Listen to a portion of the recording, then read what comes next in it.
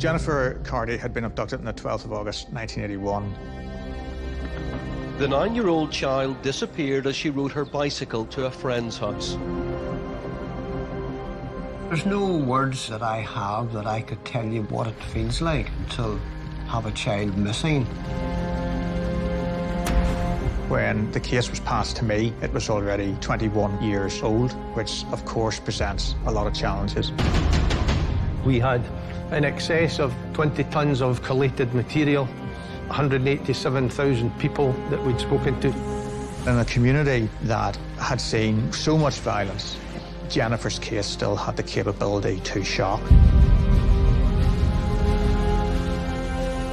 We might see a girl on her own someplace and saying, could I, should I, will I?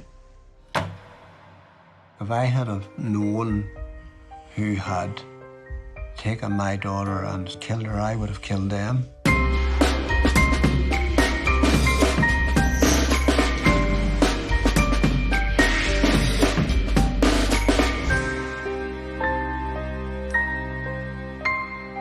Andy Carty, take two.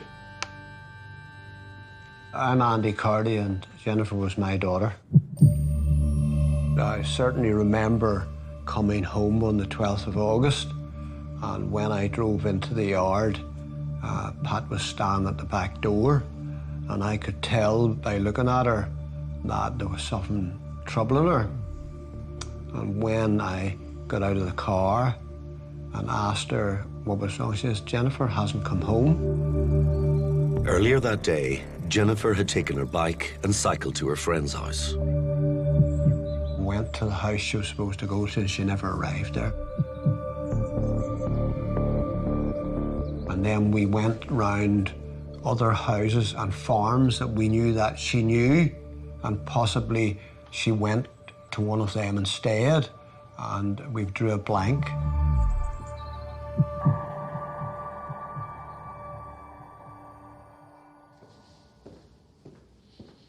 My name is Raymond Murray. In 2002, I had just been promoted from inspector to the rank of detective chief inspector, and that's when the case first came to my attention.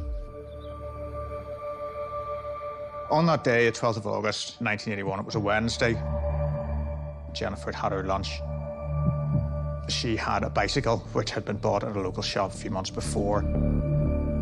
She was allowed to cycle from her house to a friend's house, which was about 1.5 miles away.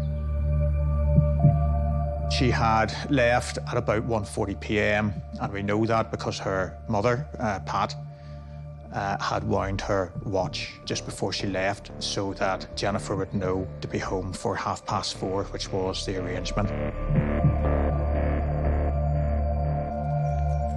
And Jennifer set off on her bicycle.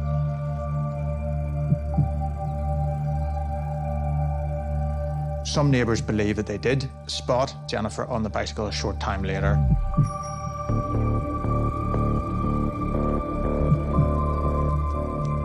And then she literally just disappeared.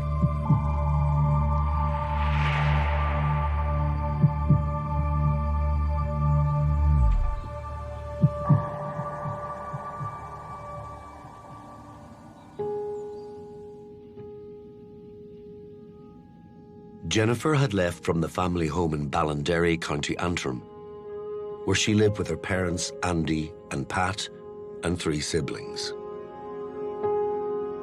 She was great. She was like me, really happy all the time.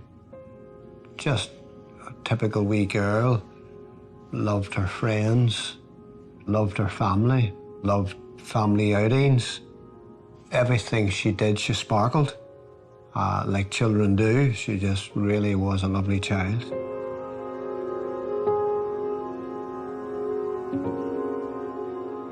The bike that Jennifer was on was July. I bought that bike, the end of July. And I says to Pat, you know, all the wee girls are coming to this house on their bikes, and Jennifer's out growing her wee bike. I says, I'm going to take her down to Hicklin's tonight and buy her a bike. And Pat says to me, oh no, don't be buying it, keep it for a Christmas present. And I says, no, there's a wee bit of summer left and she could use the bike. So that night, Jennifer and I walked hand in hand to Hickman's bicycle shop, and we looked at the bikes, and she couldn't pick which colour she wanted. And I said, well, I'll go in here with Barry and pay Barry while you pick the colour. And I'll never forget her walking round the corner with that bike.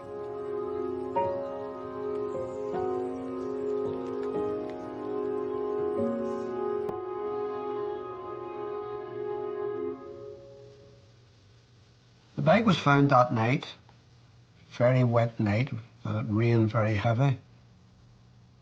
A friend of mine down the road, he had a very big pickup truck, and he had lights on a bar across the top. He shone the lights over the hedge. Not very far from that last point where she was seen, the reflectors of her bike was picked up by the lights.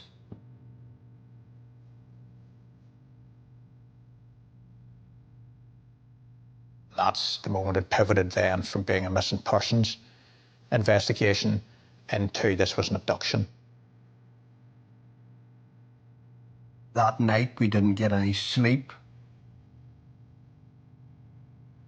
What it does to you mentally and what it does to you physically is just beyond any description that I can give you.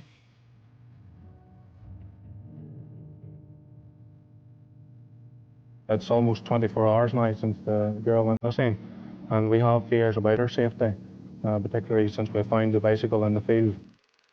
And of course, at that stage in Northern Ireland, the army had a huge footprint. And even though this had absolutely nothing to do with terrorism, they diverted resources, foot resources, vehicles, even helicopters, to search for Jennifer.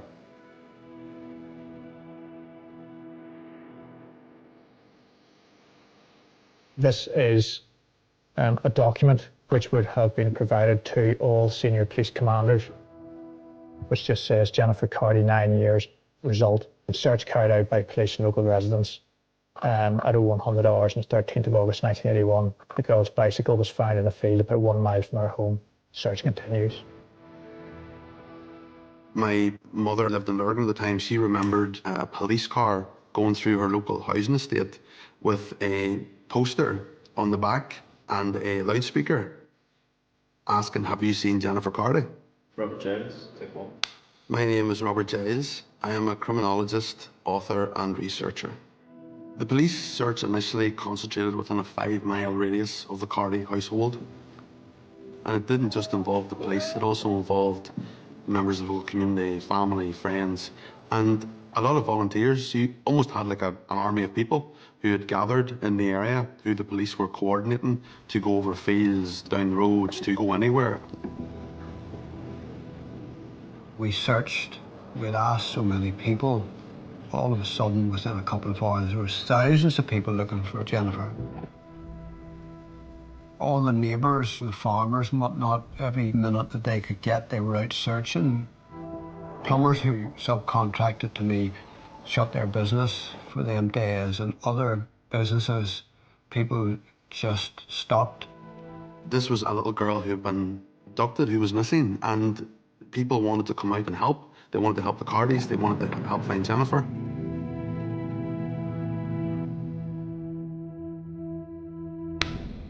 My name's Chris Moore.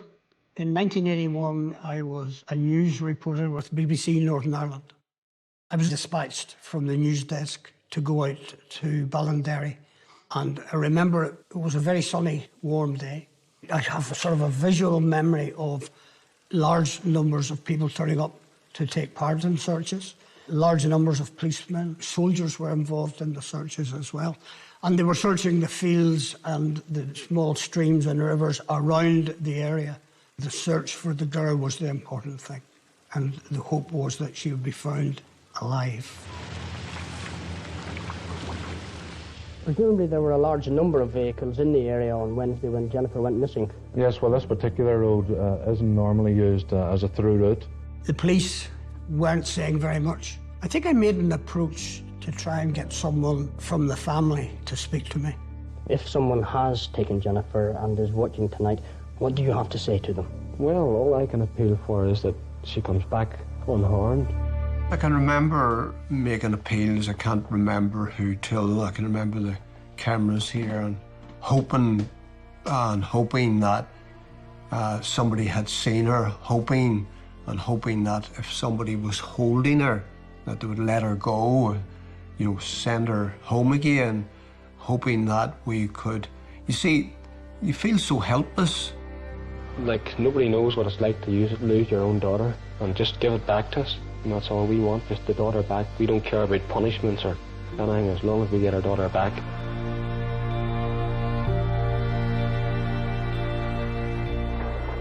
For the family, I think it was extremely difficult, and especially for two people like Pat, who sadly died recently, and for Andy. I don't really think that they wanted to be cast into the media limelight. That was not in their nature. What can you do? All you can do is sit and wait. If somebody offers you an olive branch or offers you a straw, you would grab hold of that straw. You would do anything to get your child back. I'd have to say that we very much appreciate the assistance that we have had from the general public, and in particular the people who are living in and around Achillee and Ballinderry. They have assisted magnificently in the search. Wendy Austin, take one. Well, that summer, 1981, was pretty full on. I was a reporter at that stage. You woke up in the morning, you listened to the news, and you thought to yourself, well, which one of those awful stories am I going to be covering today? I remember all those people sitting with that photograph on a printed sheet on their knees. And I think the community around Lisburn, well, it wasn't just the community around Lisburn. People came from really quite far afield to join in and to look for her. As the days passed and Jennifer Carty hadn't been safely returned, you had more and more worries that it wasn't going to end well. Every day without news means you've some hope left, but yet every day without news seems to take some hope away. I had not left this house for the 6 days.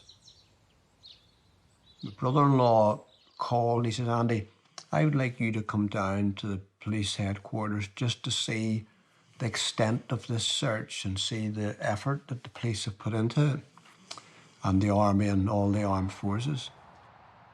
So I agreed with him to go down, and we met the senior policeman who I already knew, and we talked, and all of a sudden he was called away. A member of the public had contacted the police with a potential lead. On the 18th of August, 1981, 2 men were at a place called McKee's Dam, which was about 18 miles away and was situated off a lay-by on the A1, which was the main road from Belfast out through Lisburn. And they'd gone to assess the area, was it going to be good for shooting ducks? They saw something just beneath the surface of the lake. They saw some bit of clothing. They got concerned that it was Jennifer's body.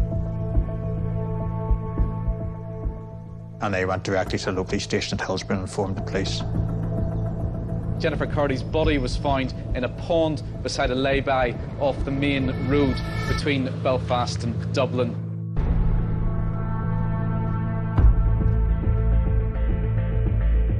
It's like a kind of black cloud that comes down at a time like that, isn't there? Where you've been hoping against hope, and then that call comes in that a child's body has been found, and you just know that the bottom has dropped out of the Carty family's world, really.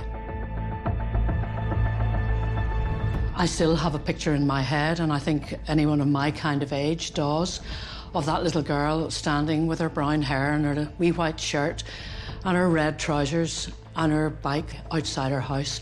And that picture is as clear in my mind now as it was at that time.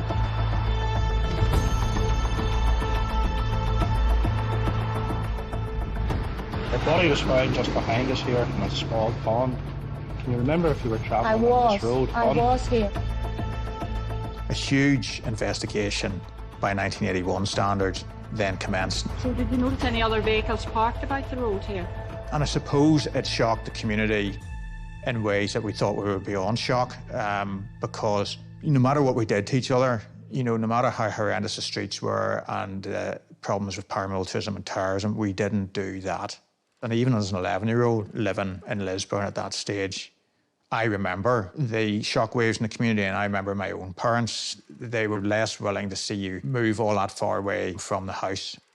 I think it was the end of a period of relative innocence, that something as horrible as that could happen in a country lane in Northern Ireland. I know that sounds ridiculous given what else was going on at that stage, but the Troubles were separate from that. This was real kind of country life, if you like.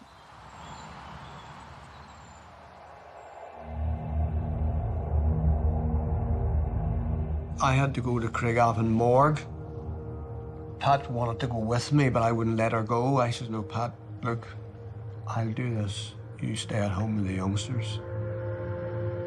So I went to Craigavon morgue, and I'll never forget that. When you look at your daughter, who'd been in the water for so many days, and I asked them to open the body bag right down to the bottom so I could see all of her.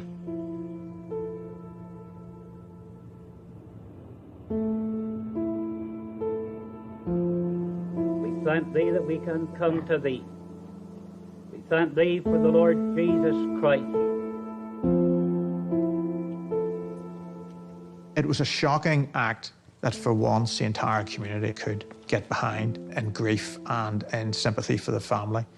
And in that way, it probably united a community that at that time was bitterly divided. The Carty family are people of a very, very strong faith, and it just sort of shines through everything they do. Pat had a fantastic and wonderful faith. So she had, and that faith was was really her strong point. I didn't have as much faith at that point.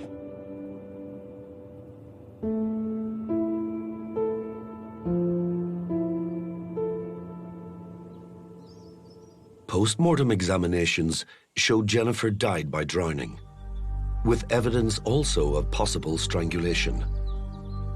And further evidence showed signs of sexual abuse. The post-mortem would indicate that Jennifer was the victim of some form of sexual assault by her killer. Like, if I had have known who had taken my daughter and sexually abused her and killed her, I would have killed them. Like, I would have most definitely done that. The discovery of Jennifer's body revealed new information to detectives. It was believed that Jennifer's body had been in the water from the 12th of August, so 6 days. The watch was stopped when Jennifer's body was recovered from McKee's Dam at 5:40 p.m.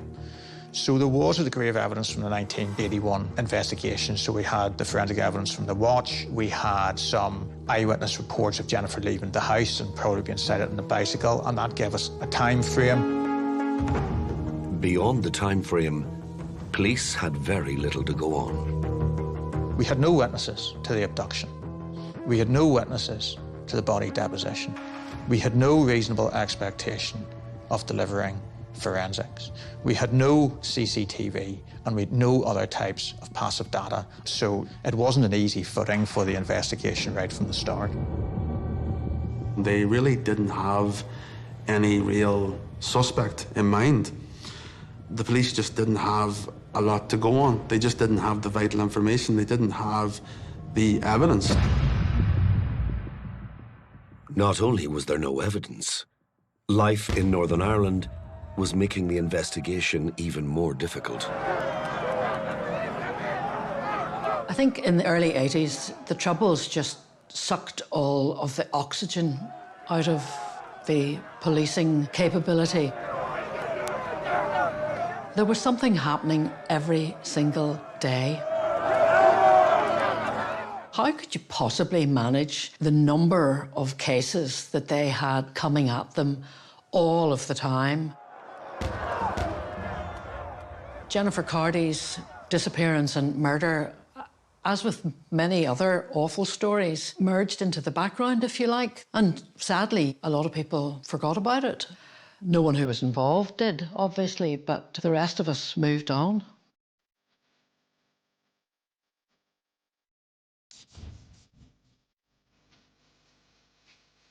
My name is Roger Orr.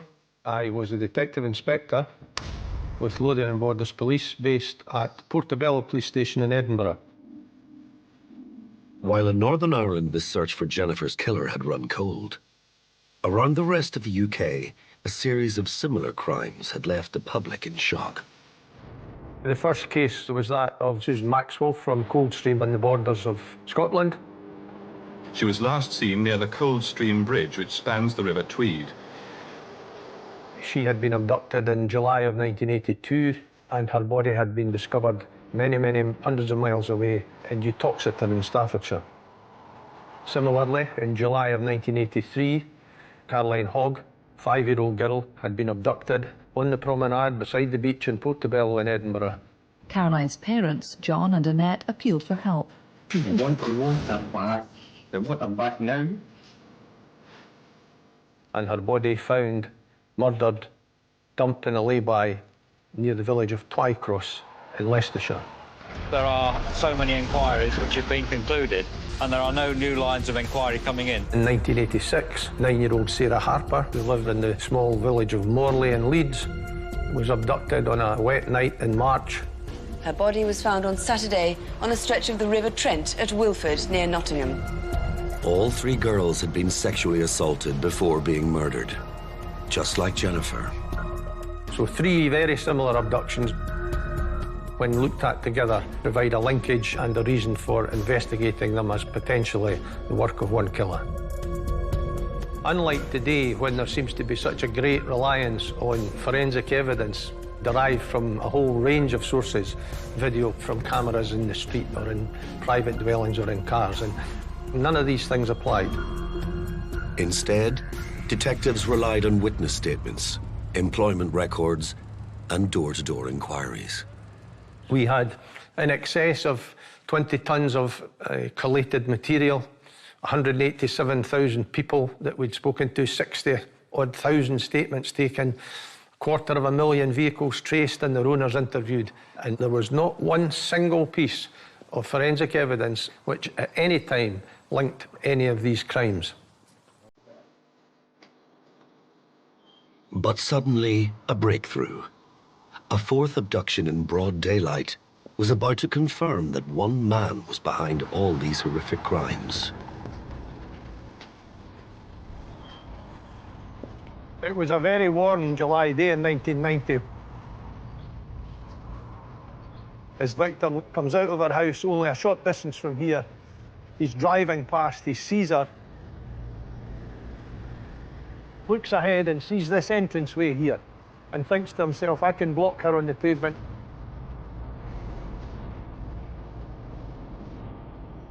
There was a man cutting his lawn on the opposite side of the road. Saw the van parked ahead of her. Saw the girl go behind the van and not re-emerge. He rang the police. The police responded, and they were actually talking to the man when the neighbour saw the van coming back the opposite way through the village and said, listen, that's the van, that's it. The police officer steps into the middle of the road here and signals the van to stop, and it does stop.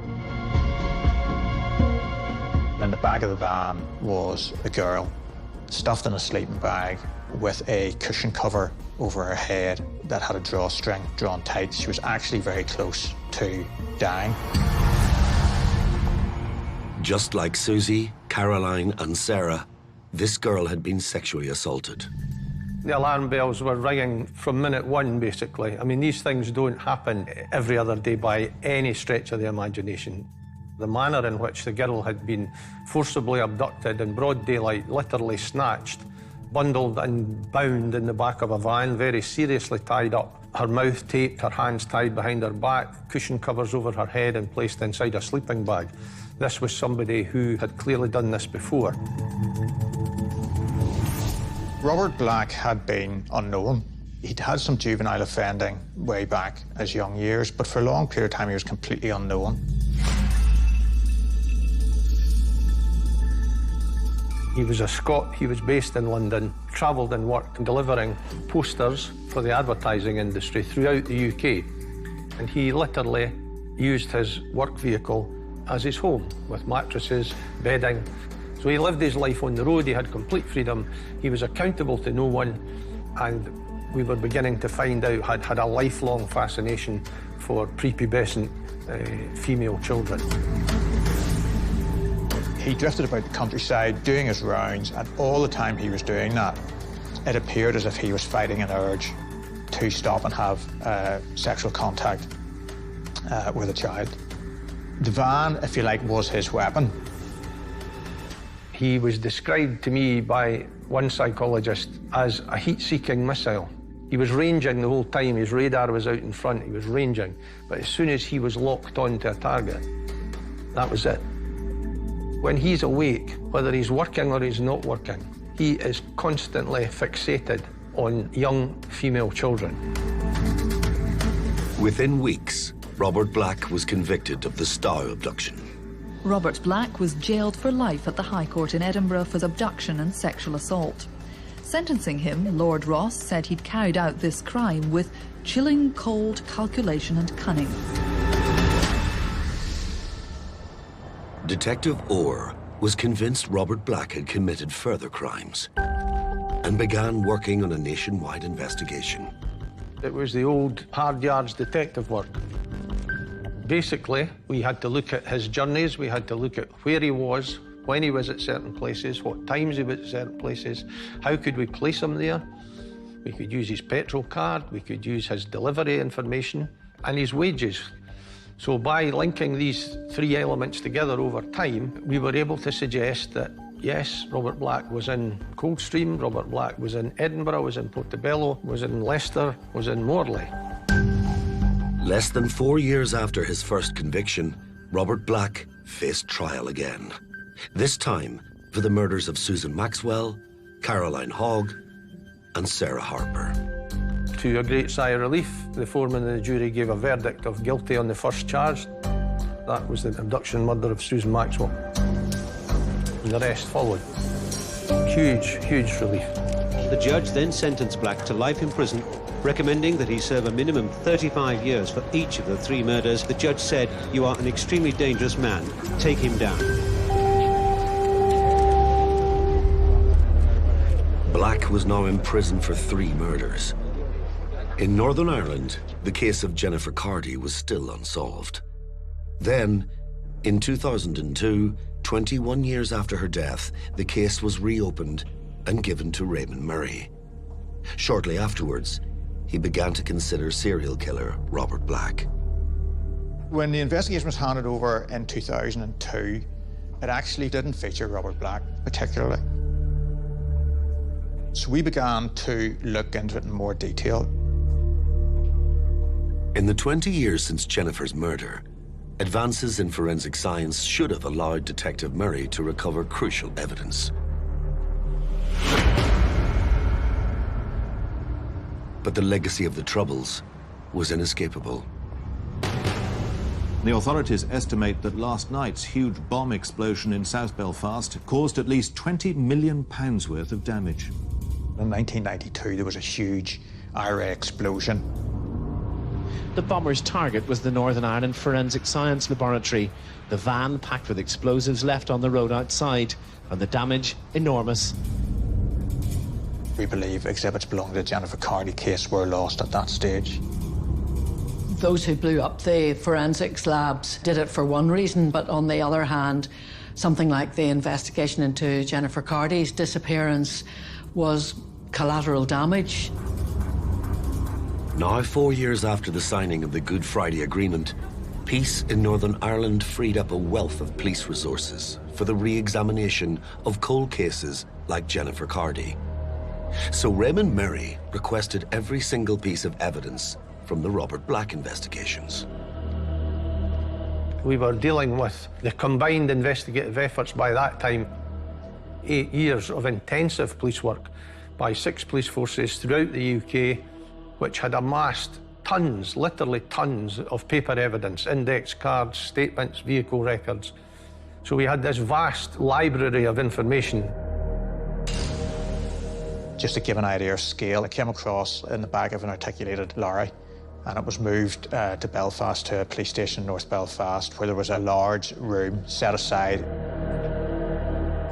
It was set out in racks, put in plastic storage tubs, labelled, documented, audited, sealed. It conveys just the size of it, and when you know that this is the part of the evidence that we used to prove Jennifer's case, it kind of conveys the vastness of it all.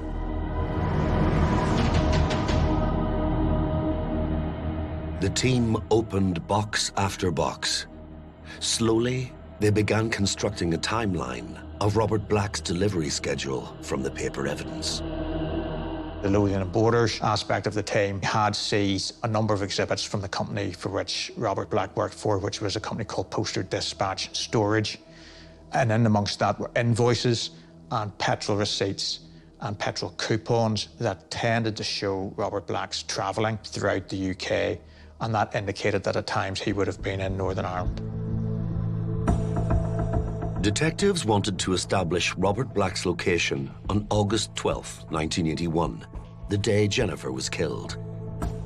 Key to this was a delivery route known as the Ireland Run.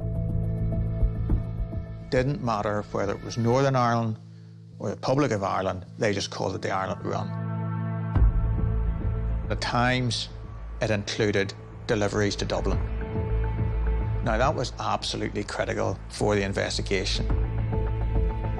If the deliveries that we believed Robert Black were on the 12th of August included Dublin, he did not have time to abduct Jennifer Cardy. If the postal deliveries did not include Dublin, well, then he probably did. The team discovered that in 1981, special insurance was required to bring a UK-registered van across the border into the Republic of Ireland. We were able to dive into company records, which we still were able to find. If they were going to Dublin, they needed green flag insurance at that stage in 1981. And we were actually able to identify that they did not have green flag insurance, which indicated that the run had been within the confines of Northern Ireland only. It was progress, but didn't prove Robert Black drove the van. So the team turned to the thousands of petrol receipts gathered as part of the Scottish investigation. The drivers for PDS each had an individual card. It was their personal card, and when they needed petrol, they could pull into a number of different types of petrol stations, BP, Shell, Mobil, produce the card, and that was how they paid for the petrol, and they had to sign the docket, and they had to put the registration number of the vehicle they were in at that time on the docket. They searched for Robert Black's signature on a Northern Ireland docket.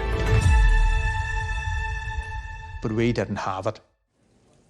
Unlike some of the other investigations, Harper Hogg, Maxwell, we had no petrol receipt that put Robert Black in Northern Ireland. But Detective Merry was convinced that somewhere in the 20 tons of paperwork was the evidence they needed. Drivers for PDS, Postal Dispatch and Storage, were paid in two ways. They got a weekly wage, flat wage, but they also got a bonus. And the bonus depended on the runs that they had done. The Ireland run normally attracted a bonus of £50. The bonus wage book had been found, and for the week of the 14th of August 1981, Robert Black had been paid £50. Robert Black was in Northern Ireland, but they still couldn't put him near the abduction. We spoke to all the drivers, and we rapidly established that Deliveries to Northern Ireland always included Belfast, Dunmurry and Newry, and Newry became really, really important.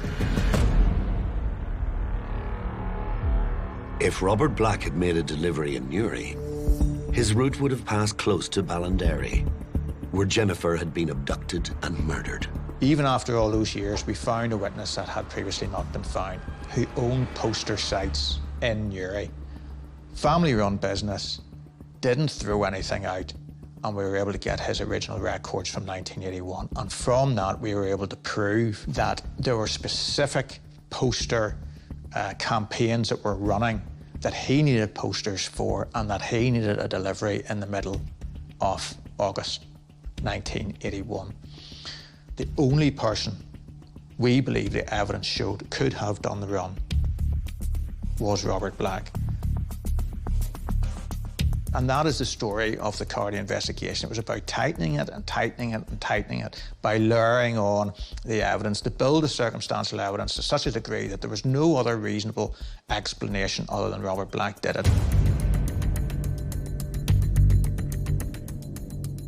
What we believe happened in relation to Jennifer's murder was that Robert Black leaves London on the 11th of August in the Ireland van, makes his way up through England to the docks at Liverpool, boards a Liverpool boat, which was the Ulster Prince, and travels overnight into Northern Ireland, docking at 7 a.m. He then makes deliveries in Belfast, in Dunmurry, and then he goes down the A1, past McKee's Dam to Newry, where he delivers the posters. And he's finished in Newry at about 11:30 a.m. He does not board the boat until 9:15 p.m. that night. He obviously has to be at the docks a short time before, so he's all the afternoon with time on his hands. His MO in England was that if he had time on his hands, he would leave the main roads and he would go and explore the back roads, potentially looking for a child. So we believe that he's come off the main roads and he's ended up exploring the ground in and around the Ballinderry area. He then has spotted Jennifer.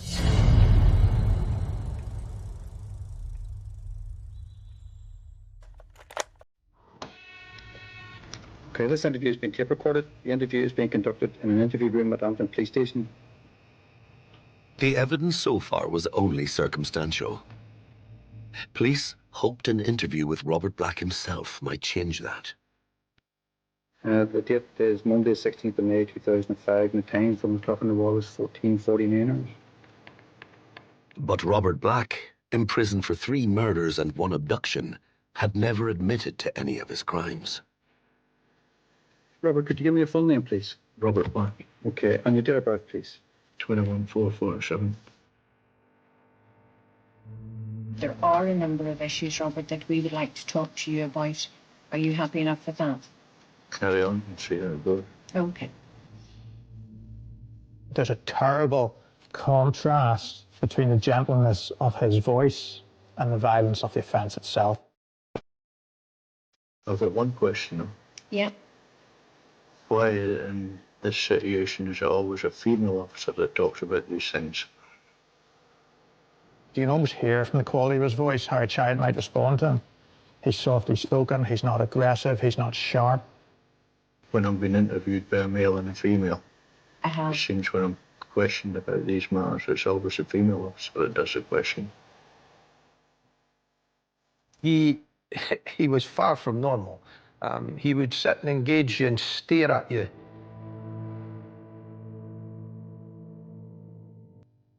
And then he would drop his eyes. And in those moments, you knew that you were getting as close as you were ever likely to get to him.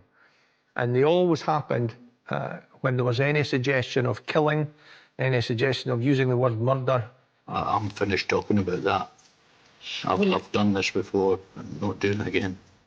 And that's when he had difficulty, and that was him putting up his defences and passing the emphasis or the difficulty back onto you. It's not easy for me to explain, Robert. Perhaps it would be... No, I'm quite enjoying watching struggle.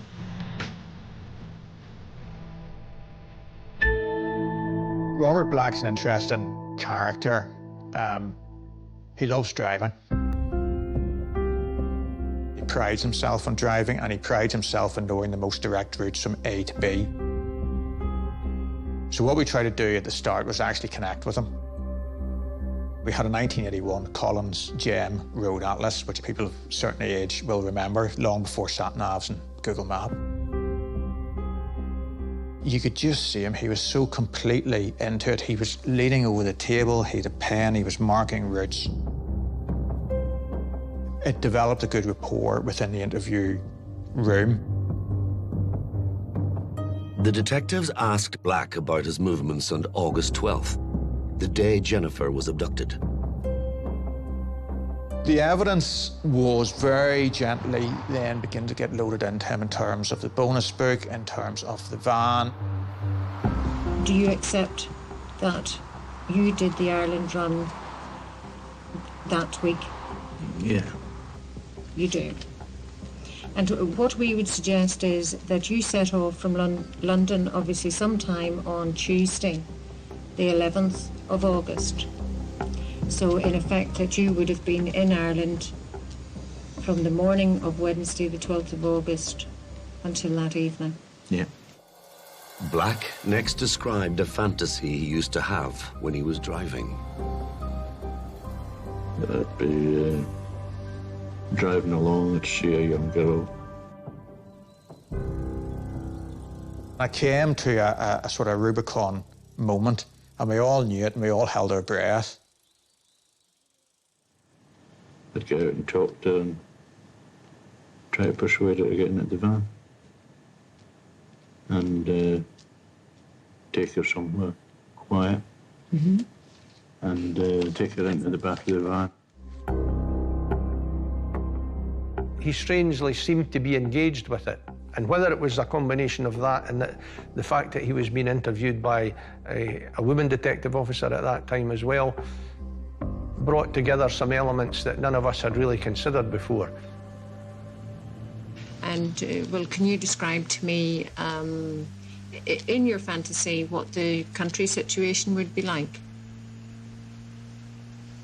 Well, it was just a narrow road. It was going downhill. And way at the bottom of the hill, where the road curved away, there was a house set back from the road a bit. And it was the only house in sight. Mm-hmm.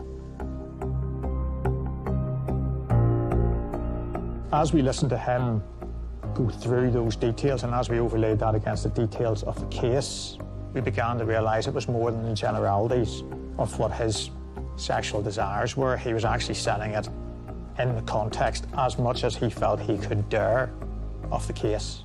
And you could see that probably most starkly we felt in the description of the perfect scenario. He talked about the high hedges, the lonely road sweeping round the bend with the house set back, and we thought, right, well, that's where Jennifer went missing. He would always say that he had kept control, that he had these fantasies, these daydreams about his feelings towards young girls and what would happen. But what he didn't realise was that when he told Pamela Simpson what this fantasy was, what this daydream was, it was actually what really happened. He effectively relived the murder of Jennifer Cardy, or at least the abduction of Jennifer Cardy, as what was essentially a fantasy for him. But it really was, to all intents and purposes, an admission, a coded admission, if you like. So the police, in a way, did get a confession out of Robert Black. And that was the point we thought, right, we've made a breakthrough. But was it enough to secure a conviction?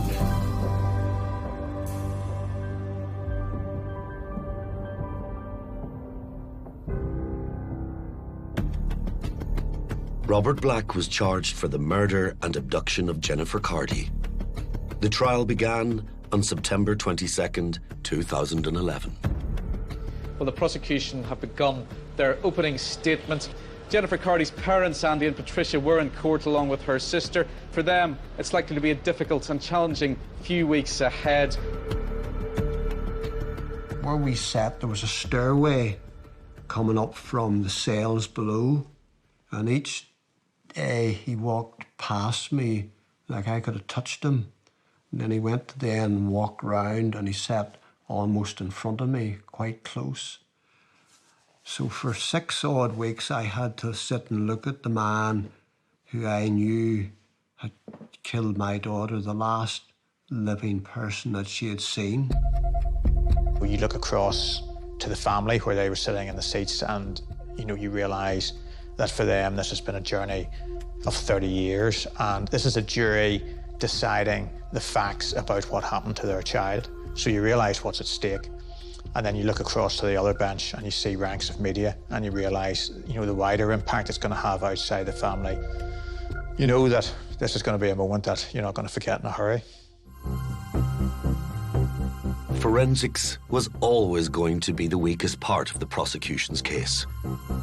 The 1992 IRA bombing had destroyed most of the material evidence. Jennifer's clothing and other evidence from the case was lost forever, and that's a huge blow. The lack of forensic evidence is, for any case, a real hindrance. Even the forensic evidence that did survive was of little evidential value. Jennifer's clothing had been tape lifted, and from that, 21 hairs were recovered. They were tested for DNA with no results that were useful to the investigation. 3 hairs were actually selected and sent for a specific type of DNA called mitochondrial DNA, which traces the DNA through the female line, but again, didn't generate any useful results for the investigation. The only thing the prosecution could prove was that Robert Black had the opportunity to abduct and murder Jennifer, thanks to her watch.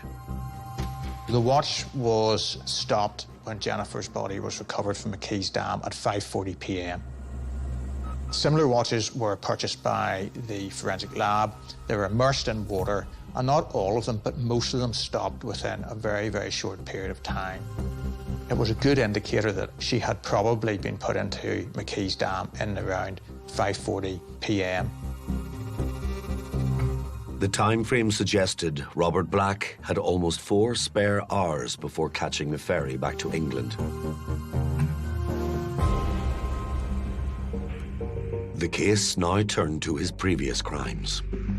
It reached a stage, obviously, where I knew that I was going to be called as a witness. I had submitted a 40-odd page report as a professional witness, and it was time for me to speak to that report in the witness box. He's a preferential child molester on one level, but he's an aggressive predatory paedophile on another.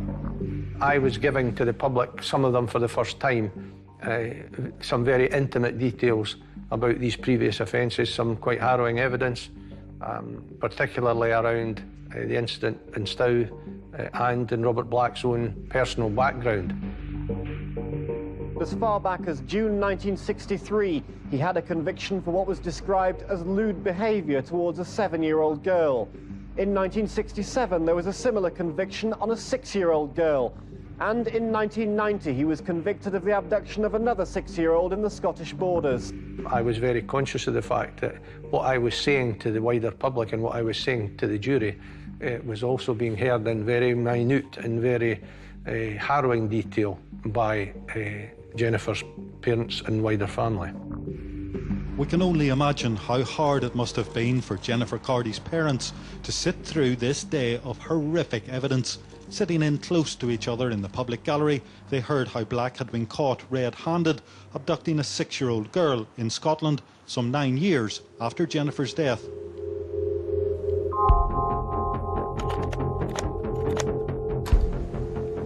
The interview is being conducted in an interview room at Antrim Police Station. What we were hoping to get out of the interviews was to begin to investigate him as a person, his psychology, especially around his sexual activity, the type of person that he wanted to have sexual contact with, and the nature of that sexual contact, which we thought would be very, very important when we related it back to the facts of the other case.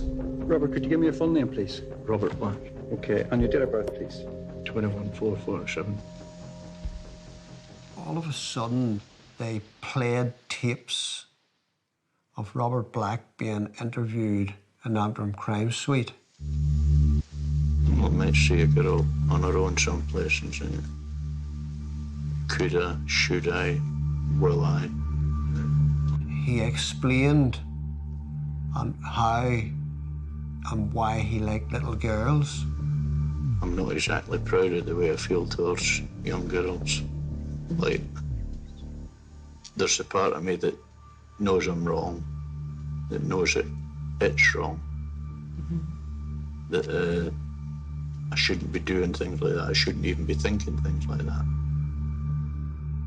And he explained other things that he did to himself when he was with these little girls. And it was such a shock. But there's the other part that says, you like it, go on. In my imagination, I could never imagine a man wanting to do what he wanted to do in a little girl.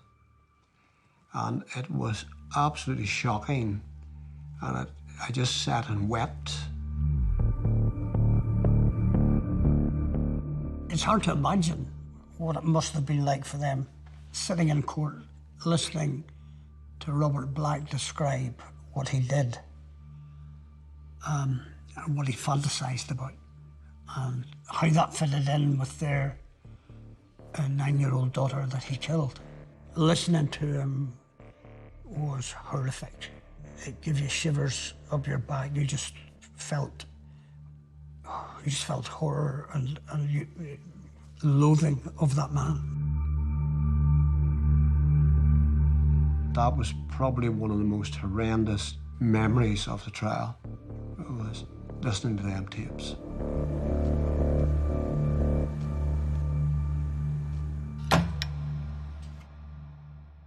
The child killer, Robert Black, who's already serving life in prison for the murders of 3 young girls in the 1980s, has been found guilty of killing a 4th victim. 9-year-old Jennifer Cardy went missing in County Antrim in North. There was just a moment where you think, right, at last the family have got actually what they deserve to get, which is, you know, knowing what happened, somebody convicted, some degree of surety, and not an end to the story, because they will always live it forever, but this bit of it, the criminal justice bit of it, at least has come to some sort of defined end after all that time. At the beginning, when she went missing and then she was found and we buried her, and there was nobody ever caught for a murder, I had revenge in my mind. For the last 6 weeks, we have had to endure and listen to how Robert Black kidnapped and sexually abused and murdered our daughter. We heard things that, in all honesty, was not even in our imagination.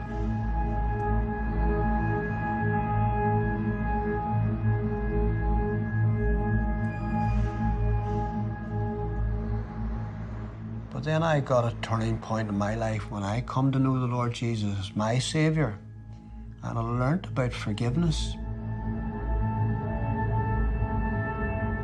And I prayed long and hard about it, and it wasn't something that happened overnight. I knew that if they ever found the person who murdered my daughter, that I could find forgiveness.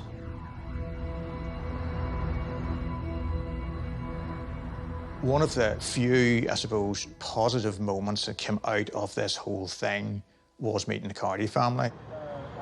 Having the experience of talking with them, seeing how they live their lives. It does kind of leave a very positive mark on you about how this family has survived, you know, this absolute horror, but not only survived it, but survived it in a way that allows them to be positive, that allows them to be loving, that allows them to be united. So, can you tell us about your fond memories? Would you like to answer that, Tom? Jennifer was the most happiest of all little girls that I've ever known. She had a lovely thoughtfulness beyond her 9 years. And Andrea and I will not only never forget her, but yes, she is ever, ever remembered and always missed. All right, love.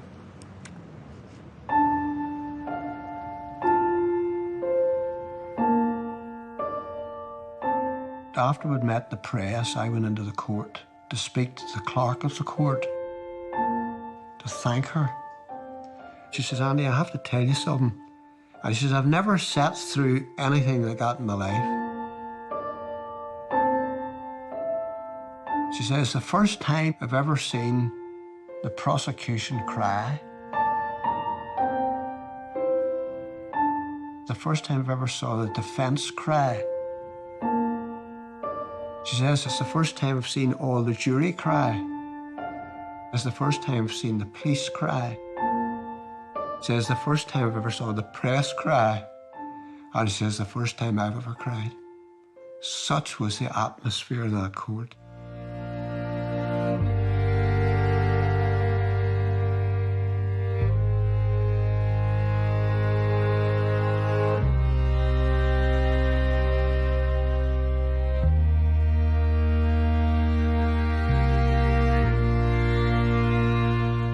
I can tell you the exact spot where the bike was found. I'm a runner, I was a distance runner. And I can remember the first day I ran past that spot. And the awful, awful feeling, it doesn't bother me now. It was only a place that the bike was found. It was only a place where she was abducted. The one thing that always brought us through it as a family to know that Jennifer was in heaven. Now, if I wanted to destroy myself, I could say if I never bought her that bike, she wouldn't have been abducted. So you've decisions to make. I could have destroyed my life thinking about that. My fault that she was on that bike. It was my fault. Then Pat could have destroyed herself by saying it was my fault, letting her go down to Ballinderry on her bike. So you have big decisions to make in your life, so you have. Robert Black took Jennifer's life. But the one thing that Pat and I ensured was that he wasn't going to take our lives.